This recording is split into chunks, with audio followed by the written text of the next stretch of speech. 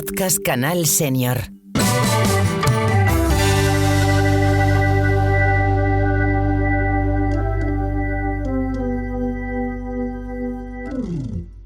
Cuando hablamos del cuidado de personas mayores solemos pensar en tareas, en rutinas, en lo práctico, pero cuidar es mucho más que administrar medicación o preparar una comida. Cuidar es acompañar, escuchar, generar confianza y sobre todo es crear vínculo. Bienvenidas y bienvenidos a este podcast de Canal Senior en el que vamos a profundizar en la dimensión emocional del cuidado, esa que se construye entre la persona senior y quien la cuida. Y para ello tenemos el placer de contar con Fede Galarraga, cofundador y CEO de Senium, una plataforma que coordina el cuidado de personas mayores entre familia y cuidadores con orden y tranquilidad, sin sustituir lo humano. Hola Fede, muchas gracias por estar aquí en Canal Senior. Muchas gracias a vosotros por contar conmigo. Pues Fede, si te parece, voy a empezar a preguntarte algunas cuestiones que también me parecen muy relevantes, como por ejemplo, cuando hablamos de cuidado, muchas veces pensamos que son solo tareas prácticas. ¿En qué momento desde Senium os dais cuenta de que el cuidado va mucho más allá? Pues nos dimos cuenta cuando, tras hablamos más de 200 personas cuando arrancamos con este proyecto, nos damos cuenta que cuando todo estaba hecho, las personas estaban agotadas y al final llegamos a la conclusión de que no agotaban las tareas, que lo que agotaba era la carga mental constante. Es decir, es gente que está haciendo un trabajo encomiable, pendiente todo el día, sin poder desconectar, y al final tienen que coordinar, tienen una responsabilidad emocional y de alguna manera nos quedamos con ese punto de que el cuidado no agotaba a las personas por lo que hacían, sino los agotaba por lo que no podían dejar de pensar en lo que tenían que hacer. Y eso fue lo que nos hizo el clic de decir, tenemos que aportar ahí nuestro granito de arena. ¿Y por qué creéis que es tan importante hablar hoy del componente emocional en el cuidado de personas mayores? Porque al final la parte emocional es la que o rompe o sostiene. O sea, tú puedes tener un cuidado tremendo y puedes estar haciendo una labor tremenda, pero si emocionalmente al mayor no se le ha tenido en cuenta o hay un punto de desconfianza o hay apatía o hay aislamiento, ese cuidado pierde todo su valor. Esto es como, diría un gran cocinero, esto es como cocinar sin cariño. Se pueden mezclar ingredientes, pero cuando uno le pone cariño es cuando todo fluye, porque es estética, es presentación, es gusto, es sabor, es olfato. Pues el cuidado lo entendemos que es así, y cuando esto está presente todo fluye mejor. O sea, cuando hablamos de emociones, es hablar de la dignidad del mayor, es hablar del sentido del cuidado que se da, y por eso creemos que lo emocional es lo que sostiene realmente el cuidado. Y ahora la pregunta del millón, ¿cómo crees que se construye una relación de confianza entre un senior y su cuidador? Pues mira, yo aquí te podría dar dos respuestas. La mía personal, porque esa me la guardo en todo caso para el final, y te doy la que nos ha dado la propia experiencia. Al final es que es coherencia y respeto. Llegar cuando se tiene que llegar, explicarle a un mayor lo que vas a hacer y por qué lo vas a hacer, preguntarle a un mayor por qué prefiere las cosas o por qué no. Ahí es cuando hace que esa confianza nazca entre el mayor y el cuidador. ¿Por qué? Pues por una razón que a todos nos afecta, da igual la edad que tengamos, y es que el mayor siente que sigue teniendo voz. Y todos queremos tener voz, incluso cuando necesitamos ayuda. Es decir, porque el mayor ve que hay un cuidador, entiende que necesita una ayuda, y si no lo entiende lo tiene que aceptar, pero quiere seguir teniendo voz, quiere seguir teniendo presencia. Y por eso nuestra obsesión de que la tecnología, si entra en todo este sector o en este punto, tiene que aportar, tiene que reforzar eso, no estorbarlo, ¿vale? Uh-huh. ¿Y recuerdas algún caso o alguna experiencia en la que la conexión emocional haya marcado la diferencia? Recuerdo un caso que a mí personalmente casi me hizo llorar cuando me lo contaron completo, me lo voy a resumir muy rápido, de un asistente social que después de muchos años, pues ya muchos años trabajando, decía que lo primero que hacía cuando llegaba a atender a un mayor por primera vez, le decía: no vengo solo a hacer las cosas, vengo a estar contigo. Y se callaba. En ese momento era recopilado durante muchos años las reacciones de los mayores a eso, y al final era lo que iniciaba, lo que hacía ese clic, es como un interruptor que dice: ostras, si arranco así, todo va a fluir mejor. Y al final, con el mismo tiempo y con los mismos recursos, cambia la actitud del mayor, baja la ansiedad, colabora más, y el vínculo es emocionalmente mucho más eficiente. Y esto dicho por una persona que se dedica a ello. Mi opinión personal pivota mucho sobre eso, pero es verdad, en palabras más llanas, es que el mayor entienda que no solo hay trabajo, que hay trabajo y cercanía. Que desde luego, como comentas, pues al final el poder de las palabras es muy grande, ¿no? Para generar este vínculo. Simplemente con las palabras adecuadas antes de lo que tú dices, ¿no? De empezar con esas tareas, desde luego puede marcar la diferencia. Pero yo no sé si algunos de los mayores, por vuestra experiencia en Senion, suelen expresar esa necesidad de vínculo afectivo o muchas veces ya queda implícita, como por ejemplo este caso que comentabas.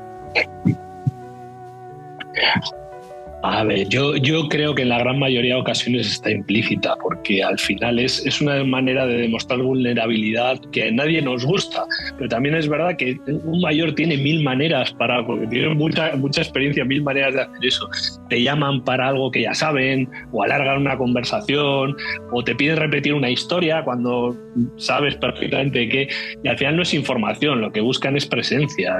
Al final hay muchas veces que un me lo repites no es una pregunta, es una forma de decir no te vayas. Uh-huh. Y la soledad no deseada es una realidad cada vez más presente en nuestra sociedad, por desgracia. Además, aquí en Canal Senior es uno de los objetivos que tenemos, pues evitar esta soledad no deseada en personas mayores de 55 años. ¿Cómo crees que perciben los cuidadores en su manifiesto en las personas mayores esta soledad no deseada? Son pequeñas señales, yo creo que son pequeños inputs. Al final son pues desde menos ganas de arreglarse o de cuidar su aspecto, respuestas más cortas, apatía, sobre todo irritabilidad, que es verdad que cuanto más mayores son, más tienden a ello. Yo creo que el concepto es que al final la soledad no se mide en horas, se mide en la energía que tenga el mayor, y muchas veces el mayor te está expresando esa soledad que siente, aunque haya mucha gente alrededor, ¿eh? No tiene esto, puede haber mucha gente cerca y sentirse solo igual.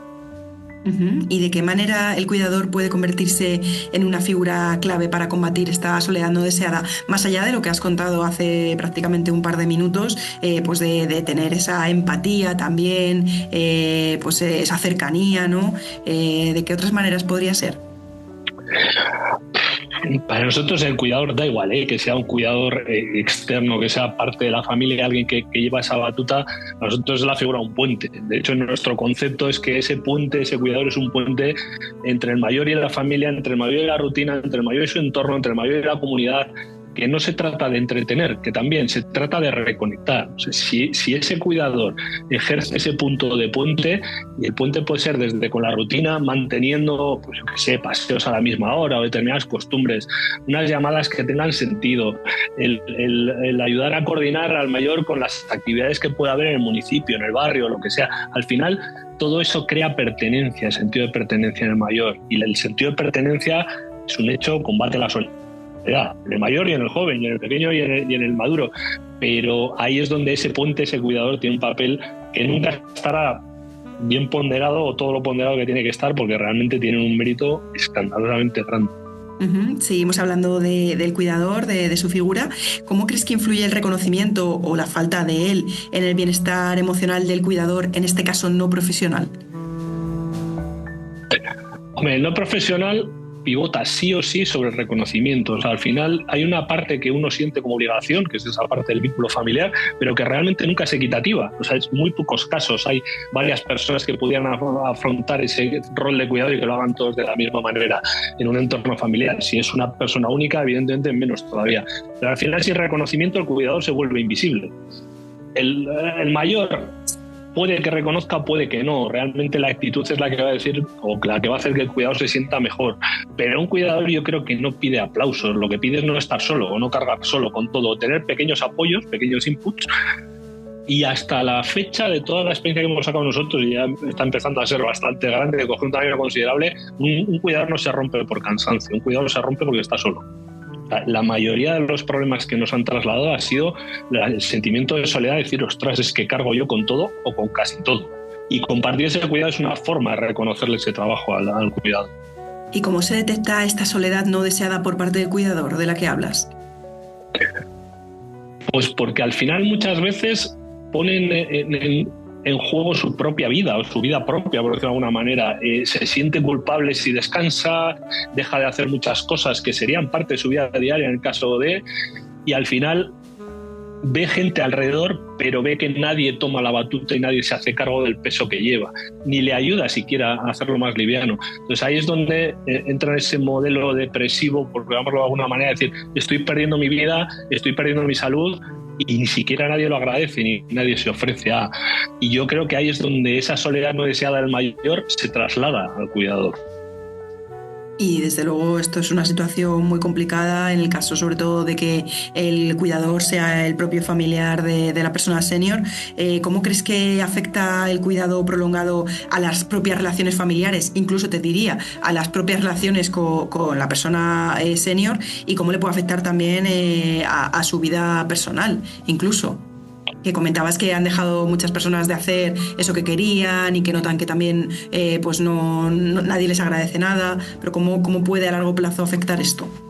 Al final acaba erosionando las relaciones, pero esto es como la vida diaria en cualquier otro entorno. Realmente el efecto de la erosión es muy parecido al que genera el trabajo. Cuando alguien se ve absorbido por el trabajo y acaba prescindiendo de parte de su vida personal también. Pero en este caso tiene un componente emocional que lo hace más duro. O sea, ya el que te falla no es tu jefe, el que te falla puede ser tu hermano o tu hijo, y entonces ya duele más. Nosotros, que estamos haciendo una especie de anecdotario de frases que nos han impactado durante todos estos meses, yo recuerdo una de una persona con la que nos entrevistamos para ver cómo podemos mejorar esto, que decía, es que yo ya no soy un hijo, soy un gestor. Y cuando alguien te dice eso, está perdiendo su identidad como hijo. O sea, pero es que lo está verbalizando. O sea, eso ya es la ruptura absoluta. Y al final llegamos a construir un claim que para nosotros nos valía mucho a la hora de enfocarnos, que era que cuando el cuidado no se organiza, el cariño se gasta en logística. Es decir, si lo que se hace o lo que hay que hacer con un mayor no está organizado y compartido, pudiendo estarlo, al final el cariño desaparece y se convierte en logística, se convierte en algo transaccional. Y ojo, no nos olvidemos de que el destinatario de todo esto es el mayor, y también lo nota.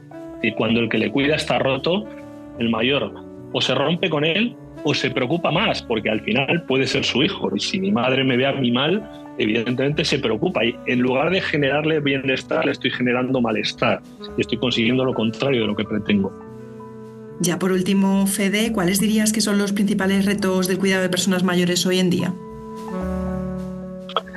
Bueno, me puedo poner la etiqueta institucional y decir lo que sale en todos los sitios, que es la soledad no deseada, la brecha digital, la coordinación interinstitucional con los mayores. A ver, realmente es así. Yo lo suelo comentar en un lenguaje más llano. Yo creo que no hay que hacer de menos a los mayores porque digitalmente o a nivel tecnológico avancemos, porque son mucho más capaces de lo que creemos, y el problema no lo tienen ellos, lo tenemos los demás porque no se lo explicamos bien. O sea, esa paciencia que han puesto los mayores en explicarnos a nosotros las cosas, nosotros que somos de la cultura del ya está, digo, tanto mi generación como las que vienen después, pretendemos que ellos se suban a ese carro, y eso creo que es un error. Ese es un gran reto, es decir, el ser capaces de meterles en el carro de lo que hay hoy en día, pero meterles por la puerta grande, que se lo merecen. No es solo darles recursos, es que los utilicen antes de que se sientan inútiles, con perdón de la expresión, que ese es el punto que probablemente el resto de generaciones tenemos más problema. Y la soledad, pues es que al final la soledad solo se combate con algo que te aporte cercanía, y ahí sí que el segundo reto es conseguir que esa tecnología les aporte cercanía, que no tiene por qué ser humana, esa ya la tendrán si procede, sino que además les den ese plus. Yo siempre pongo el mismo ejemplo. Hace 20 años no se calentaba la leche en un microondas. Seguimos tomando la misma leche, pero tenemos manera más rápida de calentarla y de una manera más eficaz. Pero hay que explicarle cómo funciona un microondas. Y si me apuran, si le preguntan, ¿por qué calienta? Y eso no lo estamos haciendo. Yo creo que ese es uno de los grandes retos. Pues desde luego me quedo con ese reto, y bueno, pues espero que a los usuarios les haya gustado este nuevo episodio. A ti, Fede, te doy las gracias por tu tiempo y espero que sigamos en contacto y podamos escucharte en alguna otra ocasión. Muchas gracias. Pues, muchas gracias a vosotros, y ya sabéis dónde estoy.